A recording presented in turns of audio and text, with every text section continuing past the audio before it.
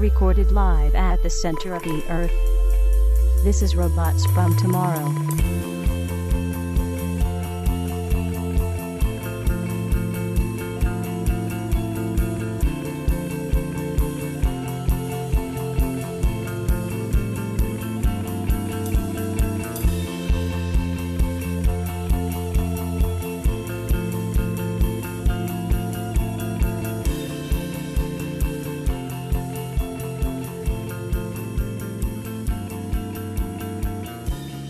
Hello everybody, welcome to Robots from Tomorrow. My name is Greg, thanks for being here.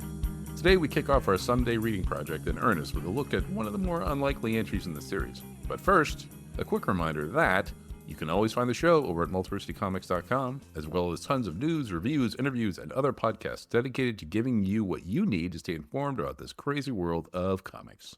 You can find our free and categorized episode archive over at robotsfromtomorrow.com, and our YouTube channel will be backfilling episode videos starting later this week, as well as posting all of our new episodes going forward. But regardless of the road you travel with us on, taking a moment to rate, review, subscribe, like, comment, or whatever equivalent action you find yourself presented with would help other folks find out about the show and would be greatly appreciated.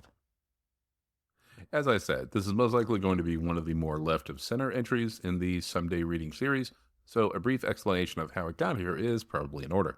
As I was surveying the comics landscape of 1977, I saw that it was the year heavy metal debuted in the United States, and what kept coming up was how much of a game changer heavy metal was for North American comics fans and creators in introducing two ideas. One, that comics could be done outside the restrictions of the Comics Code, even though companies like Warren and Curtis had been publishing non-code approved magazines with comics material for years by this point. And two, more importantly, that comics could be given that kind of high-quality treatment. Magazine size, glossy paper stock, full-color reproduction. I didn't run across heavy metal until well into my teens, so it in particular didn't hit me in that same way. But the more I thought about it, there was an equivalent publication from my early comic book years, something that struck me like a bolt from the blue, although with far less nudity. Dragon Magazine. Now, I admit, as a gaming magazine, Dragon isn't an obvious counterpart to heavy metal. Published by TSR Games, the same folks who put out Dungeons & Dragons, the bulk of the magazine covered D&D and other fantasy tabletop role-playing games with occasional mention of other genres or news items of interest to the gaming/geek community. Way back in the back of every issue was a section on comics. Usually 5 to 6 pages of content a month, parceled out as a page or two of single-panel gag cartoons and 1 or 2 recurring strips. This is where you'd eventually see strips like The Order of the Stick or Knights of the Dinner Table, but its early days gave us such strips as What's New with Phil and Dixie by Phil Folio, Snarf Quest by Larry Elmore, and our focus today, Wormy by David A. Trampier, which debuted in Dragon Magazine number 9, dated September 1977. Now, I didn't subscribe to Dragon Magazine directly, but growing up in a household with 2 older brothers, both into tabletop role-playing, meant copies of it were always laying around. Being a 6, 7, 8-year-old, I think, at the time, I didn't have time to parse out the complexities of articles on how not to steer your gaming sessions into total party kills, or the ecologies of some new monster, or even understand much of the adventure modules themselves. But I could look at the spot illustrations and let them work their magic on me. TSR's Artist Alley was stacked with names that have gone on to become legendary in the gaming art community. Names like Jim Rosloff, Larry Elmore, Jeff D., Clyde Caldwell, Errol Otis, Keith Parkinson, David Sutherland III, Jim Holloway, Bill Willingham, Tim Truman, David LaForce, and David A. Trampier. Some of those names you might recognize more for their comic work than their gaming work. Yes, that's the same Bill Willingham from Fables and Elementals. Yes, that's the same Tim Truman from Hawkworld and Scout. And mentioned earlier, yes, that is the same Phil Folio from Girl Genius, Myth Adventures, and Angel and the Ape. All worthy of their own shows, but in the interest of time, we're focusing today on Trampier and Wormy. In his article, Wormy, the Dragon's Dragon, Matthew David Surridge summed up the strip as, quote, beginning with an imp, some dwarves, a stolen set of bowling balls, and a cigar-smoking dragon in a flat newsboy cap. It gets stranger from there, sprawling through an epic of long-jawed mudsuckers, oddly literate stone drakes, bad puns, bounty hunters, and some of the most spectacular color comics pages you can imagine, end quote. He's not wrong. It does get stranger. Wormy, the cigar-smoking dragon, is friends with a hillbilly cyclops and his equally one-eyed talking hound dog. There's a red-headed wizard riding a jet-black winged puma through various interdimensional netherworlds looking for those dwarf bowling balls, which happen to be cacodemon eggs. Wormy is also wanted by the Storm Giants for the, quote, crime of wargaming. And there are whole other plot lines with tree trolls, a bear and a minotaur, a pack of ogres, and all of this is happening in a blue-collar fantasy world where everyone is a gamer of one sort of another. Cards, dice, miniatures, or bigatures, depending on the scale of the players, and war games.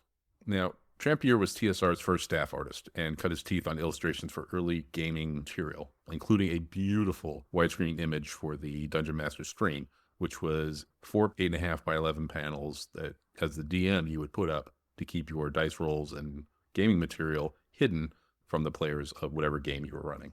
But Trampier was moving away from that by the time Wormy started. Now, my immediate impression of Wormy, even today, is that it's unique.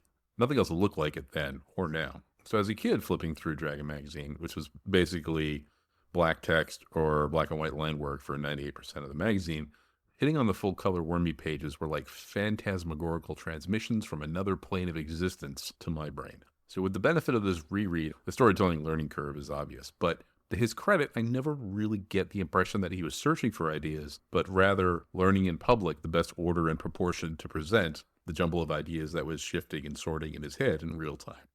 So early strips feel overstuffed, like tugs of war between art and narrative driving word balloons, with the balloons usually winning.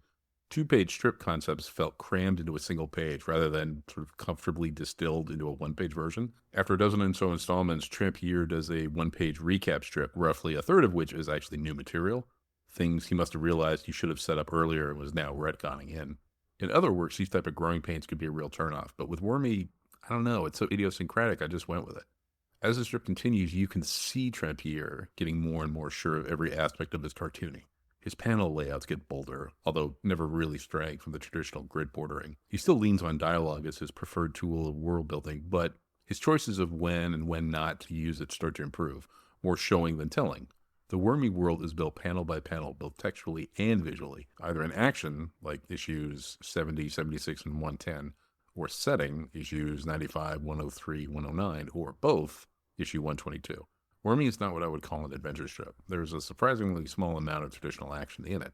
But when it does show up, especially issues 67 to 76, 89 to 90, 100 to 101, and 110, one can see him getting better and better at staging engaging action set pieces.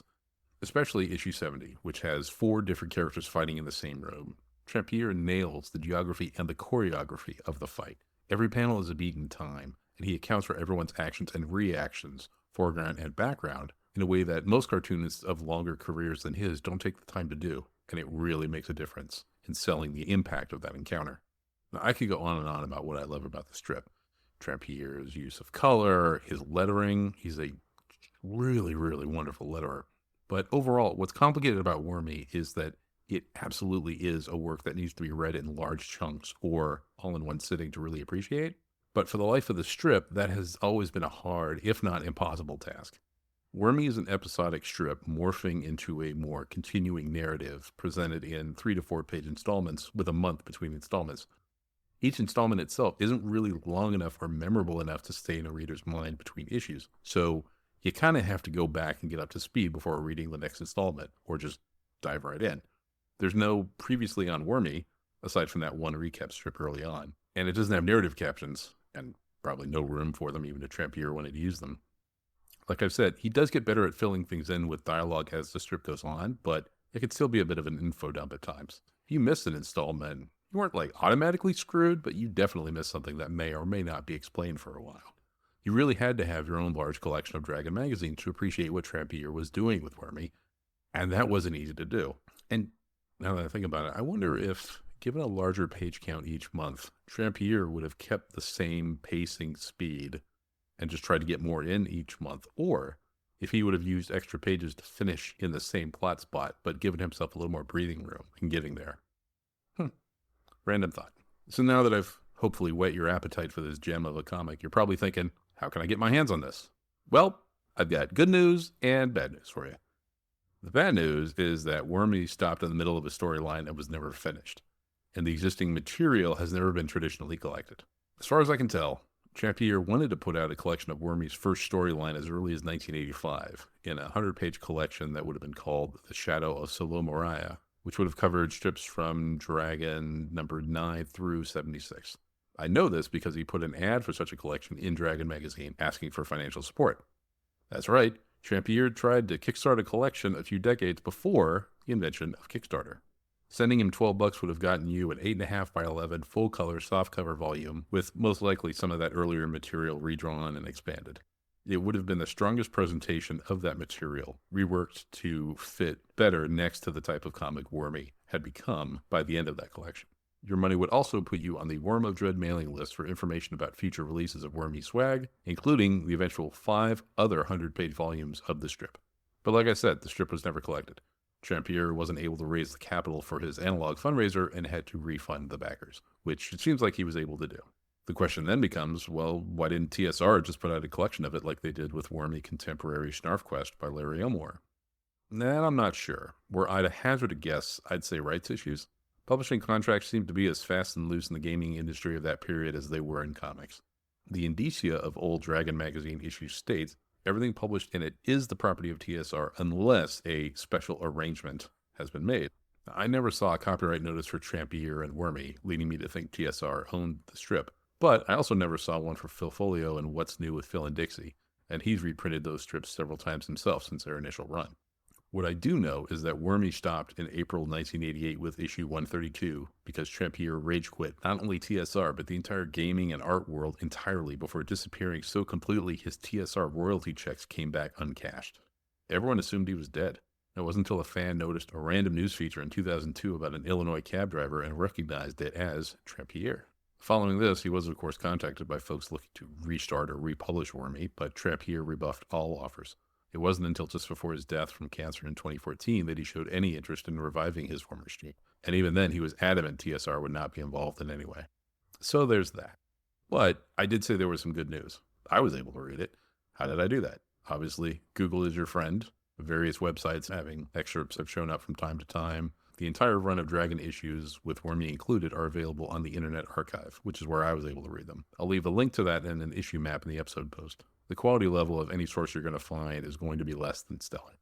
The Internet Archive versions that I read are probably just uploads of the PDFs from the complete Dragon Magazine Archive CD-ROM set that came out in the early aughts.